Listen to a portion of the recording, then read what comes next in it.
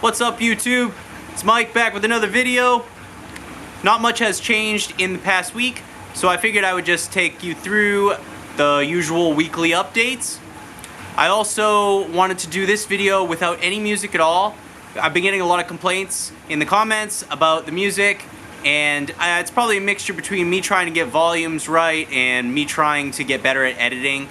But enough people have said something that they don't like the music that I figured I will just try this video without any music at all. Totally fine by me. Let me know in the comments section if you haven't already. Let me know down below if you prefer the music, if you don't prefer the music. Can't make everybody happy, but I am interested to see what you guys think. So anyway, this video, no music. Let's just go through some updates throughout the week, what has been going on. So here is the 240 about a week later. Everything is doing very well.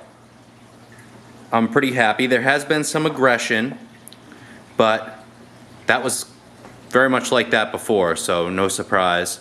But the Mota has been getting picked on pretty heavily by the Red Devil, so I'm waiting to see what happens. The aggression settled down a bit, but hoping that doesn't become such a problem that I have to move one or the other, because I am running out of places to move stuff.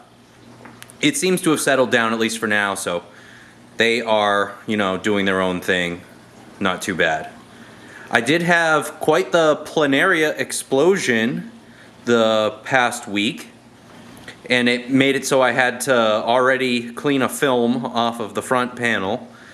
But that's kind of to be expected. I've seen it before. It's probably a mixture between the tank trying to cycle again and disturbing filtration so much that planaria come out and they end up just exploding when the water perimeters go a little wacky. So that will settle down, I'm very confident. And like I said, I wiped the front panel to get rid of a lot of that. But all in all, very happy with it. We love having this here. And this is something that I don't show very often, but I still have Turk, my Fahaka puffer, who's doing well as always, ready to eat.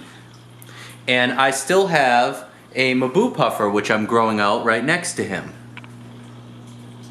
He's a bit shy, he doesn't like the light, but he is doing very well and he eats very well. I actually had two Mabu for a while, but I could not get them to get along. I tried introducing them multiple times and it was going to end in a death. So I ended up rehoming one of them and just figured I will keep just one Mabu, because if I cannot keep two together, then I would not be able to properly house them long term. So just got the one, and like I said, he doesn't like it when I turn the light on. We don't turn the light on in this tank very often. But he is doing very good and he's nice and healthy. He eats clams, shrimp, tilapia, snails, a little bit of everything. And he's got his little guppy colony over here. So that's an update on the two puffers. Doing quite well. Long term, I'm not sure what I'd like to do with Turk, because I really don't want to run this tank anymore, but I think what's probably going to end up happening is I'll keep him in this tank, but I'll have to move it downstairs at some point. Also, I mentioned this in the last video, that I plan to add the two FX6 onto this system to help increase filtration on the overall system of about 1,600 gallons, but to also help with mechanical filtration in this tank. Because it was just a closed loop flow-through type system, it would have a lot of particles and whatnot floating around in the water. So this has greatly reduced that, which I like. The only negative is I'm going to have to clean them, and they are getting big debris like that, big turds and whatnot from the stingrays. If anyone's familiar with stingrays, you know that their poop is pretty gross. And I'm spooking the arowana a little bit. But this tank is doing really well, and although those intakes and whatnot are ugly on the system, I don't really care too much. It's more that how effective they will be over time and how much that will really help. You can also notice I've kind of pointed two of the returns in this direction to kind of keep the flow going this way. and got the other 2 returns just kind of coming down to keep movement on the bottom, so from debris settling on the bottom. It's all about circulation with tanks. Very important to try to keep proper circulation. And you guys can see how easily everything spooks in this tank. I do have to be very careful. If I'm not talking, I can get away with a lot more, but when I'm talking, it does seem to spook them a lot easier, and the movement of my hands and whatnot. So that's one of the downsides of this tank. I've never had a tank that's quite this bad with spooking. It's a mixture between the type of fish and the location. No further update on this 180 right now, other than it being completely empty, and I have to clean this tank. And there was a bunch of people that were interested in seeing buffing.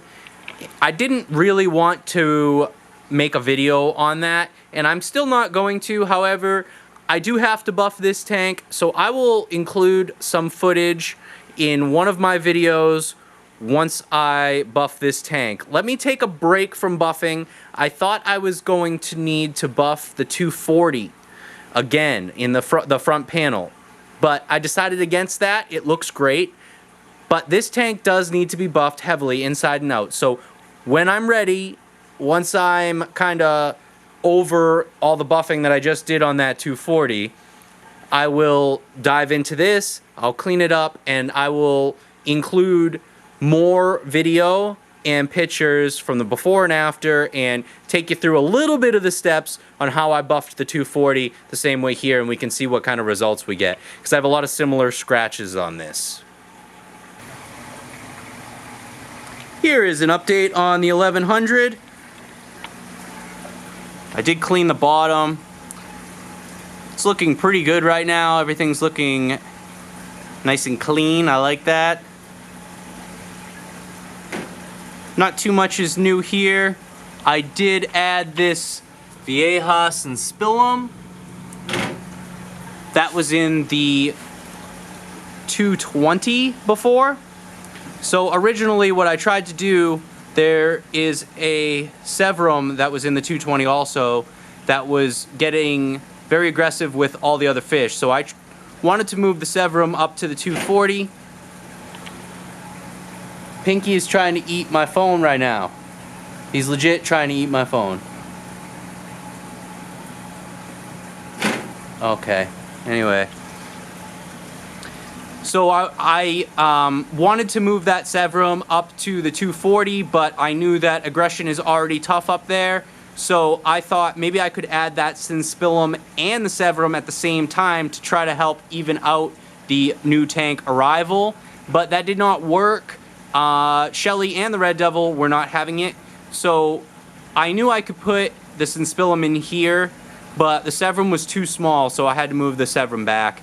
Anyway, so the Spillum is in here, which is fine with me. I actually wanted it in here, and it is just large enough to get away with putting it in here. It's been doing really well, and it's kind of healing up from its injuries, as you can see.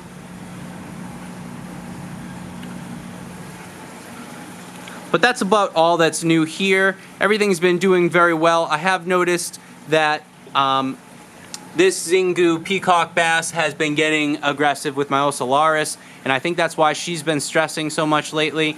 But they are making it work for now. But again, I have noticed the aggression. It's kind of frustrating. Not much I can do about it right now, but as long as there's no serious damage, I'll deal with that. But everything is looking great other than that. No real changes.